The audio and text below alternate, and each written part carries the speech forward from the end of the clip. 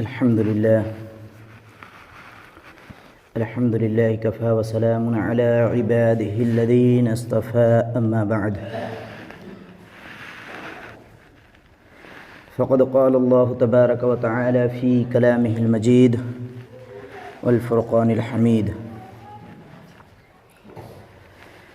فأعوذ بالله من الشيطان الرجيم بسم الله الرحمن الرحيم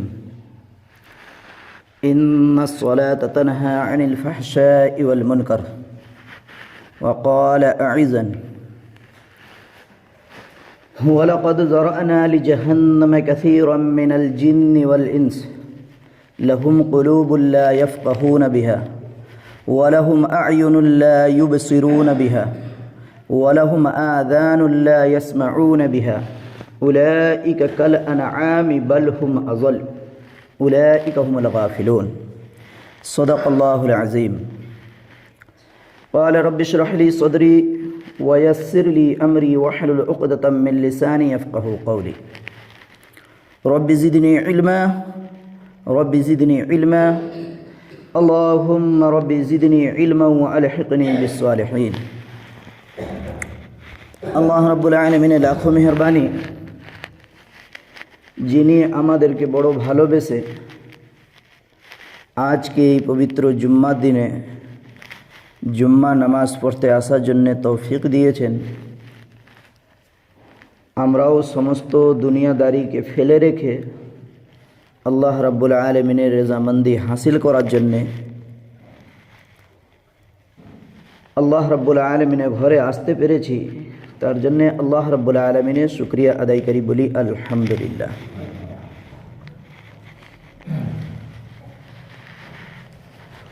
আল্লাহ পাক আমাদেরকে নিজে ঘরে ডেকেছেন, আমরাও তার আগে চেষ্টায় ছিলাম কি আজকে পবিত্র জুম্মার দিন জুম্মা নামাজ পড়তে যেতে হবে। আল্লাহ রাব্বুল আলামিনের হুকুম, আল্লাহ রাব্বুল আলামিনের ফরিজা, যেটা আমাদের উপরে ফরজ করা হয়েছে, এমন একটি ইবাদত যে ইবাদত যদি আমাদের মধ্যে না থাকে তাহলে আমরা নিজেকে মুসলমান বলে পরিচয় দেওয়াটাও মিথ্যা হবে। এমন একটি ইবাদত, সেই ইবাদতের জন্যে আমরা আসতে পেরেছি। আল্লাহ রাব্বুল আলামিন গ্রাম থেকে যাচাই বাছাই করে ভালোবেসেছেন, তবে নিজে ঘরে আসা তৌফিক দিয়েছেন। যদি বলেন কেন, তাকিয়ে দেখেন পাড়াতে বহু লোক আছে, আমাদেরই ভাই বন্ধু বাপ চাচা অনেক আছে, কিন্তু আজকে পবিত্র জুম্মার দিনেও তিনারা মসজিদে আসতে পারেননি।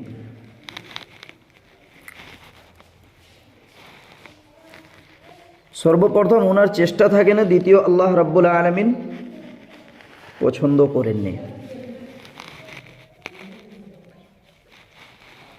তাই উনি আসতে পারেননি। আমাদেরকে যে আল্লাহ পাক আসা যে সুযোগটা দিয়েছেন, তৌফিক দিয়েছেন, আসল হচ্ছে এইটাকে ধরে রাখা, ধরে রাখতে হবে। যদি ধরে রাখি তবে আল্লাহ পাক আমাদেরকে দুনিয়ার সমস্ত আপদ বিপদ থেকে আল্লাহ পাক আমাদেরকে নেজাত দেবেন, এবং দুনিয়াতে যা দরকার আছে, আমাদের জরুরিয়াত আছে, আল্লাহ পাক আমাদেরকে পূরণ করে দেবেন। তারপরে আখিরাতে আল্লাহ পাক আমাদের জন্যে ভালো একটি জায়গা ব্যবস্থা করে দেবেন। কবরের আযাব থেকে নেজাত দেবেন, জাহান্নামের আগুন থেকে বাঁচিয়ে নেবেন, জান্নাত দান করবেন। এইটা কখন হবে?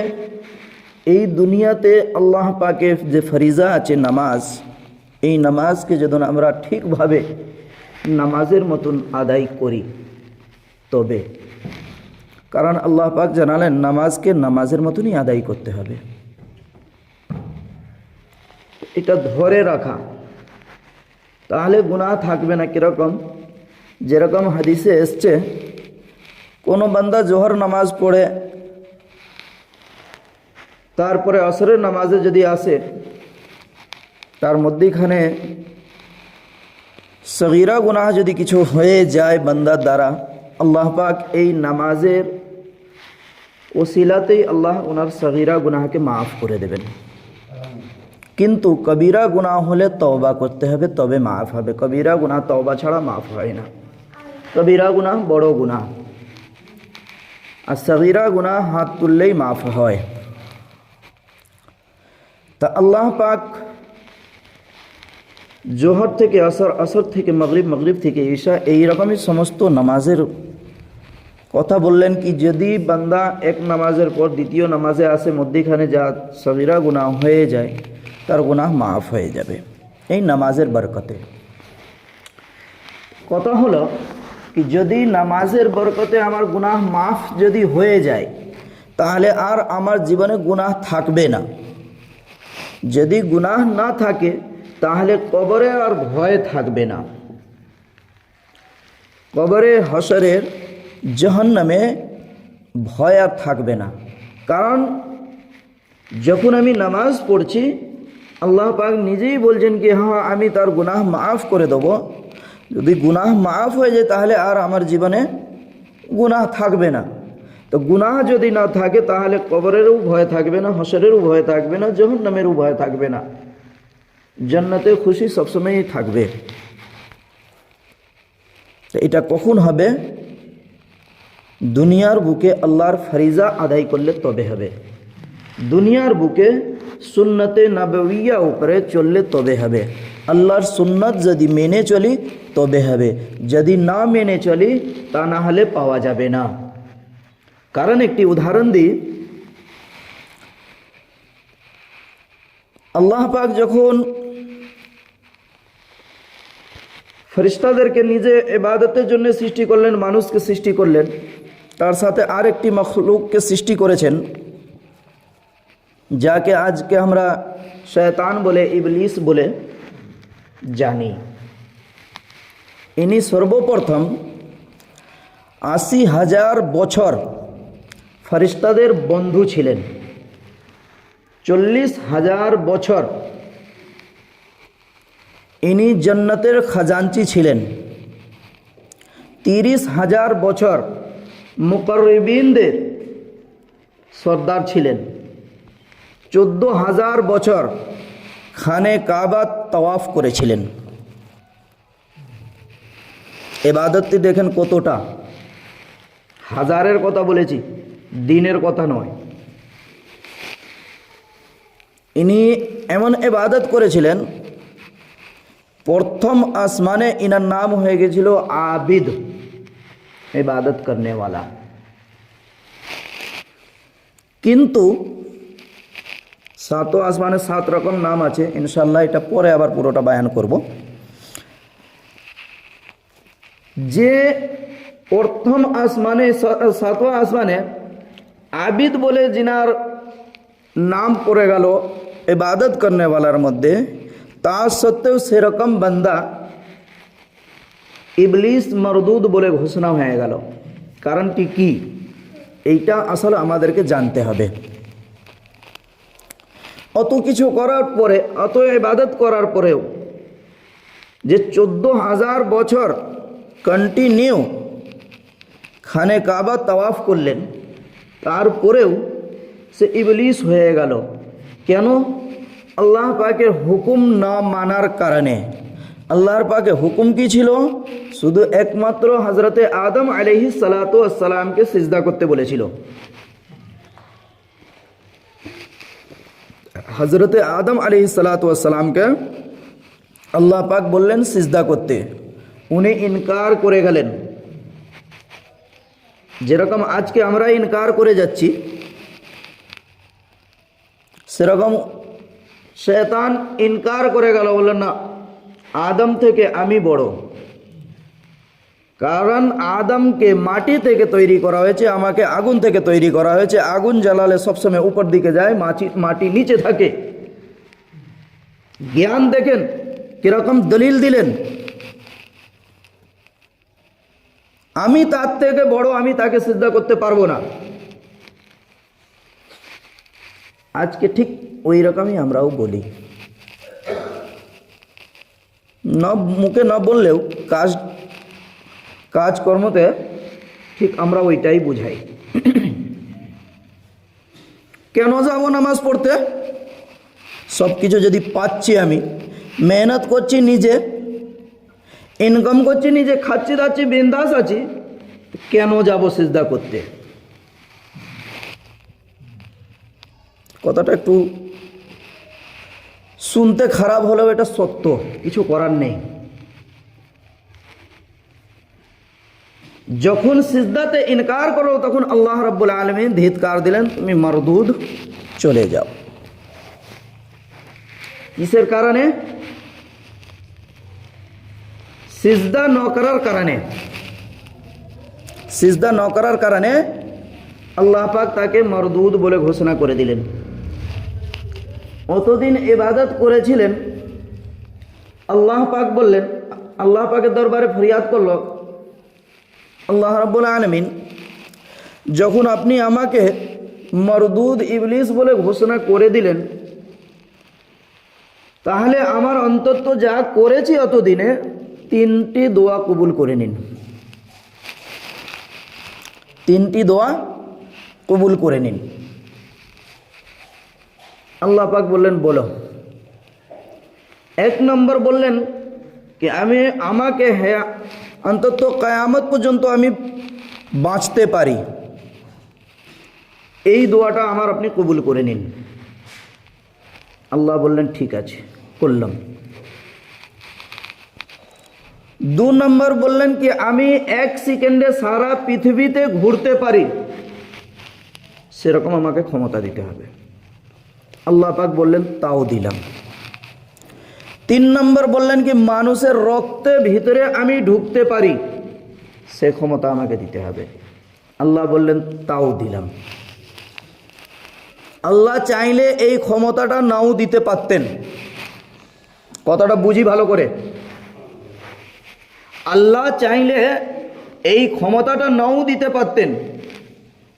তখন শয়তান বলল কি আল্লাহ পাক আমি তোমার সাথে চ্যালেঞ্জ করছি, ওয়াদা করছি, তোমার বান্দাদেরকে দিয়ে তোমার জাহান্নামকে আমি ভর্তি করে দেব। আল্লাহ পাক বললেন, ভুল করেছিস, এটা কখনো হতে পারে না। যে আমার হবে সে তোমার কখনো শুনবে না। যে আমার হবে সে তোমার হবে না, আর যে তোমার হবে সে আমার হবে না।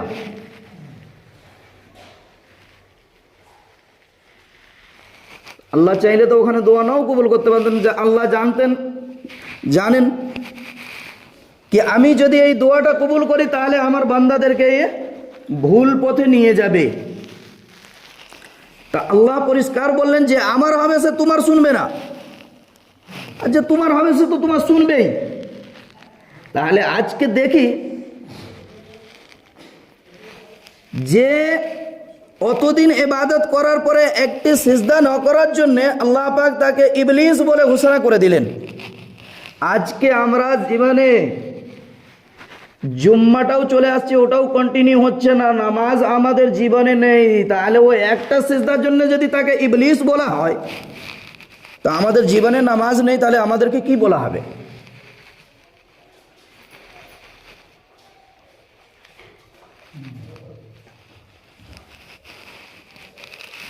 আমি আগে বলেছি আমি ছেলে ভালো না, তবে চাকরি আমি পরোয়া করি না। কথাটা বুঝেন। রাগ করলেও কিছু করার নেই, বেশি বলবেন চলে যান, এর থেকে বেশি কিছু করার নেই। কিন্তু এটা হাকিকত কি যাকে একটা সিজদার জন্য ইবলিস যাকে বলা হলো, যার জীবনে নামাজ নেই তাকে কি বলা হবে, এইটা আমাদের চিন্তা করা দরকার। আমাদের জীবনে তো সিজদাই নেই, মাঝে সাঝে এসে জুম্মা পড়ে নিচ্ছে, একে নামাজি বলে না, এইটা নামাজি হয় না কখনো। মুসলমানের ঘরে জন্ম নিয়েছে বলে একটু হলেও ঈমান আছে, কিন্তু মুসলমান না। আমরা যে মুসলমান বলে দাবি করি, মুসলমানের পরিচয় আমাদের কাছে কি আছে সেইটা আসল পরিচয় দিতে হবে, এইটা আমাদেরকে জানতে হবে। বুক ঠুকে বলছি কি মুসলমান, কিন্তু জীবনে কখনো সিজদা নেই, নামাজ নেই, এ কি করে মুসলমান? একটা সিজদার জন্য যদি ইবলিস বলে ঘোষণা করা হয় এ সারা জীবনে নামাজ পড়ে না, এ ইবলিস থেকেও নোংরা, একে আর কি বলা যাবে? এর থেকে ভালো ইবলিস ছিল কি অন্তত 14,000 বছর খানে কাবা তাওয়াফ করেছিল, 80,000 বছর ফেরেশতাদের সাথী ছিল, বন্ধু ছিল।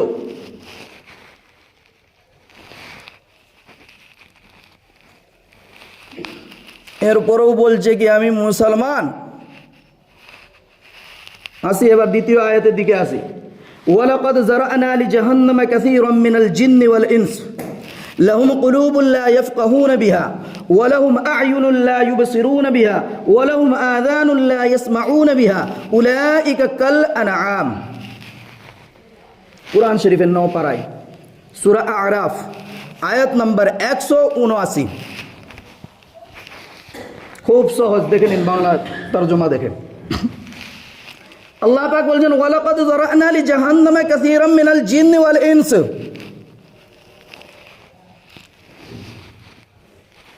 আমি মানুষ এবং জিনকে সৃষ্টি করেছি আমার ইবাদতের জন্য। কোরআন শরীফে অন্য জায়গাতেও আছে ওমা খালাকতুল জিন্না ওয়াল ইনসা ইল্লা লিয়াবুদুন।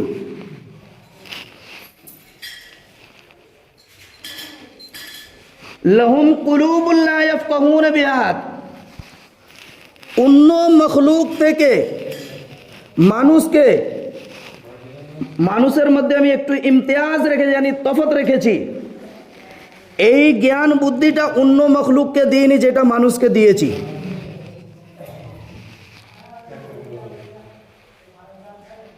ওয়ালাহুম আ'য়ুনুন লা ইউবসিরুনা বিহা, জ্ঞান বুদ্ধি যে দিয়েছি শোনার পরেও জানার পরেও। ওয়ালাহুম আযানুন লা ইয়াসমাউনা বিহা, শোনার পরেও যারা দ্বীনের রাস্তায় আসে না, উলাইকা কাল আনআম বাল হুম আযাল, এরা হলো জানোয়ার থেকেও নিচে। জানোয়ার যদি বলা হয় জানোয়ারকে অসম্মান করা হবে, এরা হলো জানোয়ার থেকেও নিচু। উলাইকা হুমুল গাফিলুন, এরা গাফিল হয়ে গেছে।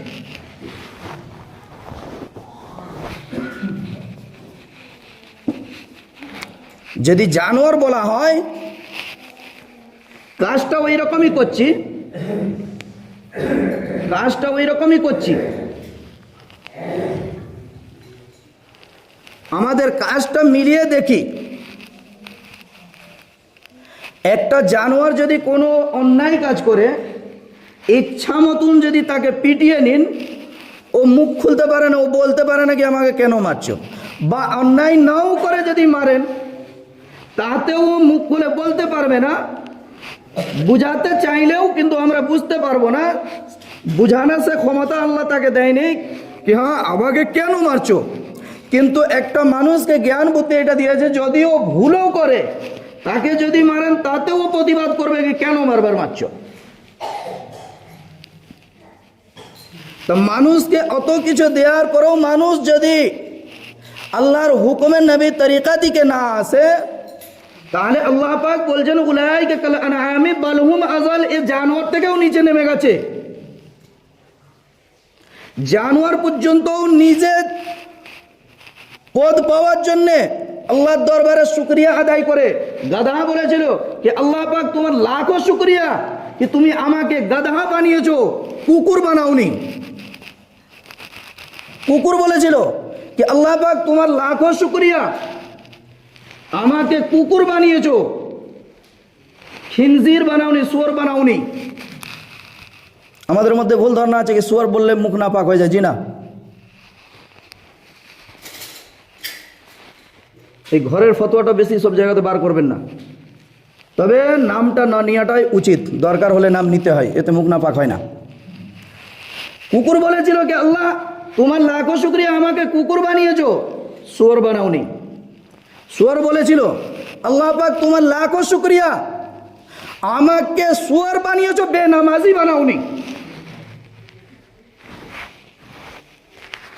যারা মসজিদে ধার ধারো না, যারা নামাজে ধার ধারো না, কথাটা মনে রেখো।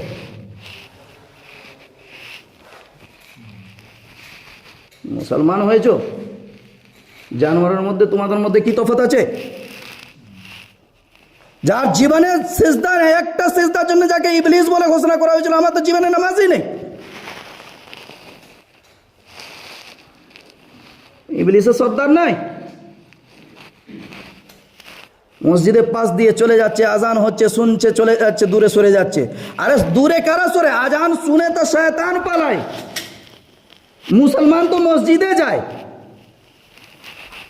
আর ইবলিস যখন শয়তানের কানে আজানে আওয়াজ যখন যায়, তখন তারা হাওয়ার রাস্তায় পালায়, দ্রুত গতিতে পালায়।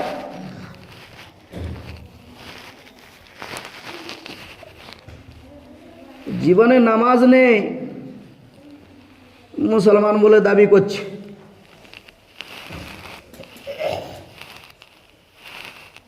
তো এইরকম যদি নামধারী মুসলমান হয়,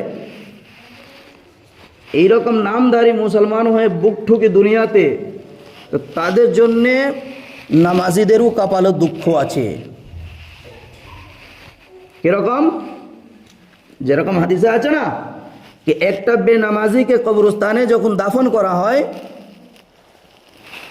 তো তার গুনাহের কারণে তার ডান দিকে 40টা কবরবাসীদেরকে আযাব দেওয়া হয়, বাম দিকে 40টা কবরবাসীদেরকে আযাব দেওয়া হয়, সামনে 40টা কবরবাসীদেরকে আযাব দেওয়া হয়, পিছনে 40টা কবরবাসীদেরকে আযাব দেওয়া হয় একটা বেনামাজিকে কবরস্থানে দাফন করার জন্য।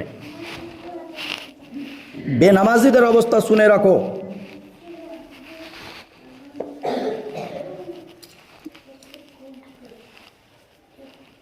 নামাজ ছাড়া কোনো গতি নেই।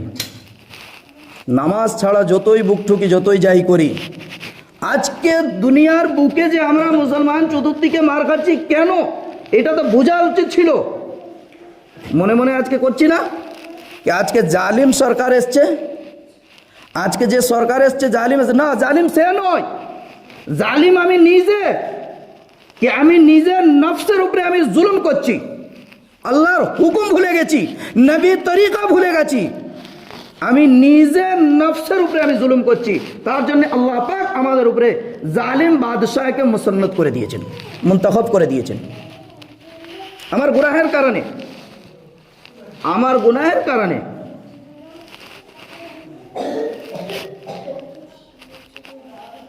নামাজ নেই, রোজা নেই, সুন্নতের কোনো গন্ধ নেই, বুক ঠুকে চতুর্দিকে বলে গে আমি তো মুসলমান। জি না, এই মুসলমানের কোনো কাজ না। আর তার থেকেও যদি সহজ পথ যদি বলা হয়, এক ওয়াক্ত নামাজ ছাড়ার জন্যে 2,88,00,000 বছর যে জাহান্নামের আগুনে পুড়তে হয়, এক ওয়াক্ত নামাজ ছাড়ার জন্য। তো জীবনে নামাজ যে নেই, হিসেব করি দেখি কম্পিউটার ফেল হয়ে যাবে।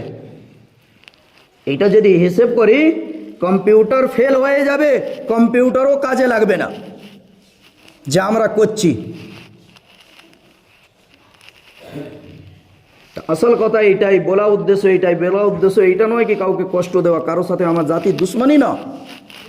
আমি আপনাদেরকে চিনি না, আপনারা আমাকে চিনেন না, তা সত্ত্বেও অত কড়া ভাষায় কোরআনের ব্যাখ্যা আমাকে বলতে হলো, কারণ এইটাই কি অত বড় মসজিদ কিন্তু আজকে ফাঁকা যাচ্ছে, অত বড় মসজিদ আজকে ফাঁকা যাচ্ছে, নামাজি নেই, নামাজ মসজিদে খোরাক তো নামাজি, তাহলে মসজিদে তো ফাঁকা যাচ্ছে কেন?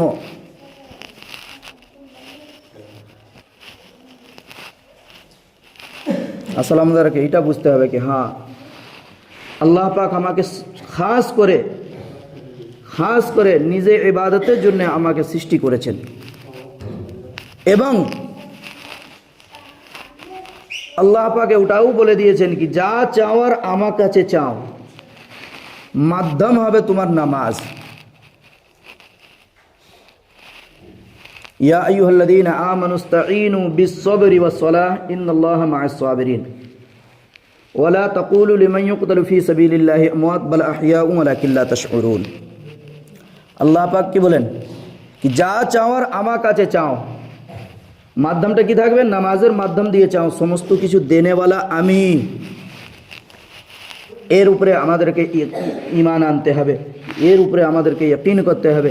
নামাজ পড়ে আল্লাহর দরবারে চাইতে হবে দেনেওয়ালা আল্লাহ, আল্লাহ ছাড়া কিছু হয়নি। যা কিছু হয় আল্লাহ দ্বারা হয়, আল্লাহ ছাড়া কিছু হয়নি। এই জন্যে আমাদেরকে প্রত্যেকে অন্তত দিন কি, ইসলাম কি বুঝতে হবে, আল্লাহর হুকুম পালন করতে হবে, নবী তরিকা মেনে চলতে হবে।